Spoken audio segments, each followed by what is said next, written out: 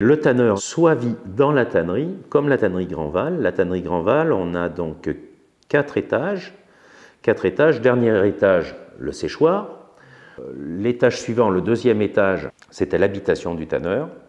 On descend encore d'un étage, c'était là où on rendait le cuir marchand, où on l'assouplissait. Et le dernier étage, côté Morges, c'est là où on tannait. On tannait là, à cet endroit, c'est-à-dire qu'il y avait de l'eau, il y avait les cuves, il y avait tout ce qu'il fallait pour tanner. C'était un travail qui se passait tout le temps dans l'humidité, et qui se passait surtout l'hiver, parce que l'été, les ouvriers souvent étaient dans les champs, et l'hiver, ils étaient dans les tanneries. Si vous avez visité les tanneries, en hiver, c'est le palais des courants d'air, c'est le but du jeu d'ailleurs. Donc, au rez-de-chaussée, là où on travaillait dans l'eau, dans la puanteur, on travaillait dans une cave. Bon, à la limite, l'hiver, ça faisait peut-être un petit peu moins froid. Et puis après, plus vous montiez, plus les courants d'air arrivaient. Le chauffage, il devait peut-être y en avoir un petit peu quelques bras zéro, mais on se méfiait quand même un petit peu de ça, parce que tout est en bois, et toutes les tanneries se touchent. Donc un incendie aurait été catastrophique, il ne restait plus rien.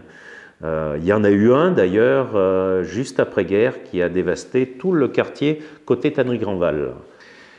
Du fait qu'il n'y avait pas de machine, tout se faisait à la force des bras. Donc il fallait tirer ces cuirs qui étaient épais, qui étaient pleins de tanins, donc il fallait les sortir. Ensuite il fallait les essorer, on les essorait, c'est-à-dire qu'on passait ce qu'on appelle une étire sur le cuir, on le mettait sur une pierre et puis on essorait.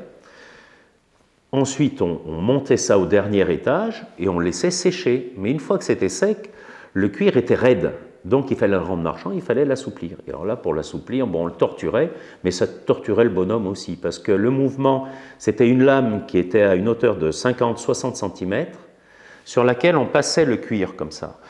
Mais 60 cm, donc il fallait courber un petit peu en deux, comme ça, et toute la journée à faire ça, bon, c'est fou, quoi.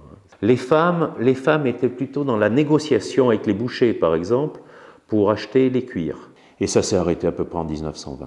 Ils ont eu, ce qui les a sauvés, ce qui a retardé la fermeture, ça a été la guerre de 14, ils ont tanné pour l'armée française.